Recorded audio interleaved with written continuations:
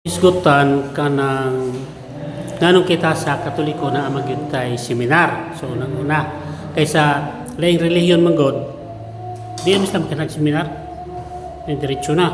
Pero sa to kung atong tunan pag-aayo sa sinugdanan pa lang gyud sa atong relihiyon sa Katolisismo, panahon pa sa mga apostolis, doon na gyud sila mga himuon sa dili pang bunyag. Muna pagpasabot, mamneto sa seminar. Dayon, gihimo pod ni tungod kay nakita sa simbahan labi na sa PC7, Plenary Council of the Philippines, PC7.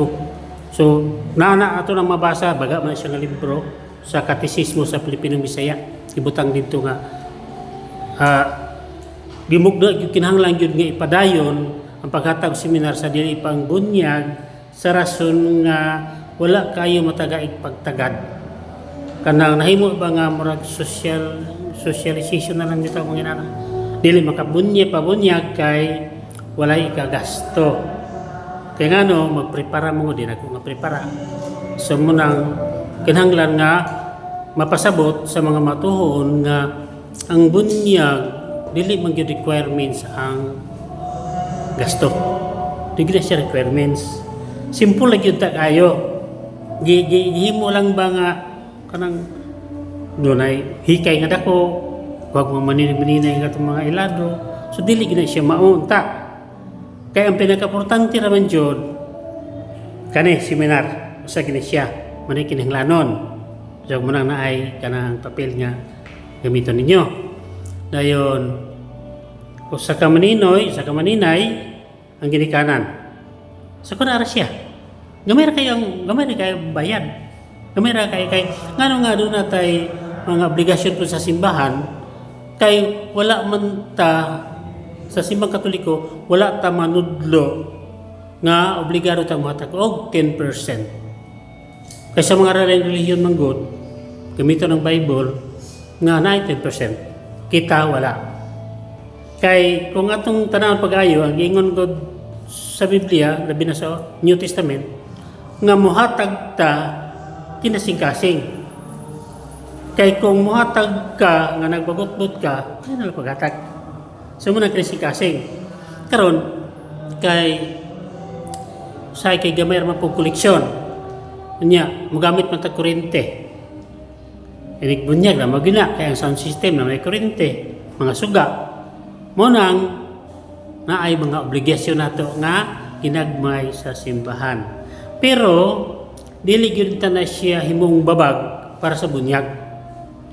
Kay kung wala gyud ikabayad, wala ikahatag, kay gamay ra man siya. Pero kung wala gyud, simple gyud siya kayo. Muduo lang sa katong naminaw sa social media, muduo lang sa nangalaga sa simbahan. Daghang mo hatag, mutabang. Pwede bang pare?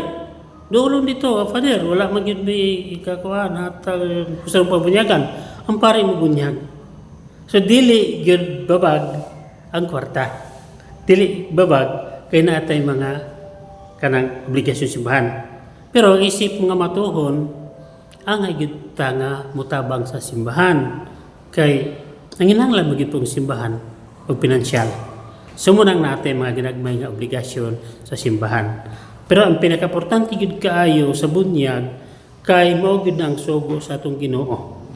Ingon man siya Ebanghelyo San Mateo, Kapitulo 28, versikulo 19, katos 20 siya nga, panlakaw mo nga tos tang katawan sa tibuok kalibutan, ug himuwas lang ang mga tinuan, ug bunyagi sila. So gusto Ginoo, bunyagi sila sa ngalan samahan sa Anak ug sa Espiritu Santo. Munang naatay bunyag. Mga kinahanglan ng mga bunyagan. Ug gawas ana, ang atong Ginoo nag-ingon, dili ta kita saging dili ta makasulod saging harian sa Dios kung dili ta magpakataw pag-usab. Ang kanang atong pagpakataw pag-usab muna ang atong bunyag. Nana diri sa Ebanghelyo ni sa nato lang basahon. Kay aron masabtan jud nato. So kani sugos tong Ginoo mo gini yang giingon. Busa panlakaw kamo ngadto sa katawhan sa tibuok kalibutan ang giingon tanang katawhan walay pili bata ug dagko. Tanan man, tanang katawhan man. So dili pwede nga may nga ay dagko rin bunyagan. Tanang katawhan man. So apil gid bata. Pusa balakaw kamo gatos ng katawan sa tibok kalibutan ug himuha sila akong mga tinunan ug bunyagi sila sa ngalan sa mansa nakog sa Espiritu Santo. Humagbunyag tudloan. Muna'y trabaho sa gidikanan. So kung wala ang gidikanan, ang lula isa'y mabilin, tudloan ang bata labi na sa pagtulunan sa atong simbahan. Ug atong Ginoo nag-ingon, o hinumdumi, ako mag-uban kaninyo hangtod sa katapusan sa kalibutan. Pero kinsa may giingnan sa atong Ginoo ani mga apostoles. Kinsa panlakaw kamo. Unya kay mamatay man ang mga apostoles. Unya ang saad sa Ginoo, ako mag-uban kaninyo hangtod sa katapusan sa kalibutan. Muna iyang giingon diri sa Ebanghelyo San Mateo kapitulo 28 bersikulo 19-20. Tungod kay siyempre mamatay man ang mga apostoles, tigulang man. Nagipanlutos man to sila. Sa wala pa sila mamatay, nag-ordina sila mga obispo. Dahil katong mga obispo, nag-ordina po sila mga obispo. Dire-diretso ang ordinasyon sa kaobispuhan. O kanang atong obispo karon kotay na siya sa mga apostoles. Manaingon ang Ginoo nga, ako mag-uban kaninyo hangtod sa katapusan sa kalibutan. Unya ang Ginoo kay nagtukod magsimbahan. Nana diri sa Mateo kapitulo 16 bersikulo 18. Ang giingon dire siya, busa sultihan ko ikaw si Pedro ibabaw ning bato tukuron ko ang akong simbahan. Walay gibutang dire, Katoliko, Sabarista, saksi ni Jehova, walay gibutang. Kaya nga no, anang time sa dihang isulat ni wala pa'y mga relihiyon. Kung atong sosyon pag-ayo, mga bago lang na natukod. So, mabasa na natay mga referensya nga pwede natong patanaw, pananglit. Saksi ni Jehova gitukod na ni Charles Taze Russell sa Amerika ni atong 1872. Ang Sabadista gitukod na 1844. Ang Iglesia ni Cristo gitukod na 1914. Ang Aglipa gitukod na 1902. So natay mabasa mga referensya nga nagtudlo nga kanang mga relihiyon karon bago lang gitukod. Ay nagtukod.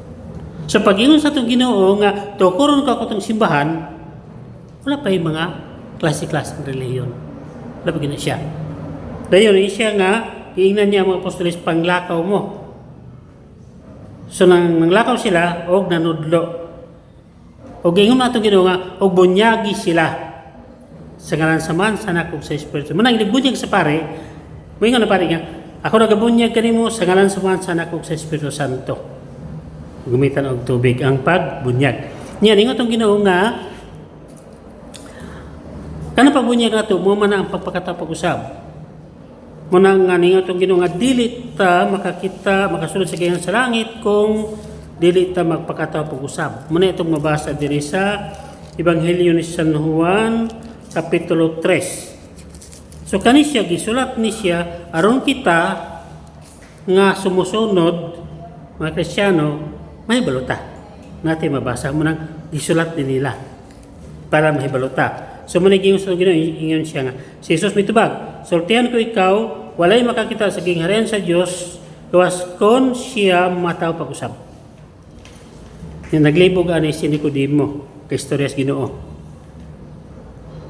Unsa man pagkataw pag-usab sa kataw nga gulang na nangutana si Nicodemo. Yun siya, dili niya mahimo pagsulod sa tiyan sa iyang inahan aron magpakatapog usab. Si Jesus mitubag, sultihan ko ikaw, walay makasulod sa gingharian sa Dios gawas kon mataw siya pinaagi sa tubig ug sa Espiritu. So magpakataw ta pag-usab, pinaagi sa tubig. Munang bunyagan. Ako nagabunyag kanimo, mga pare. Ako nagabunyag kanimo sa ngalan sa Mansa Nakog sa Espiritu Santo. Muna'y pagpakataw na to pag-usab. Nataw ta og nahimutang anak sa Dios. Kaya ningon natong Ginoo diri sa Ebanghelyo sa Juan kapitulo 3 bersikulo 6 ingon siya nga ang gianak sa tawo usab. So munang ikanan nga ipanganak ta pag-usab aron mahimutang anak sa Dios. Muna ang bunyag. Ya, di man ta makasulod sa giran sa Dios kung dili ta magpakatausap, kung dili ta magpabunyag. Inana ka importante ang bunyag.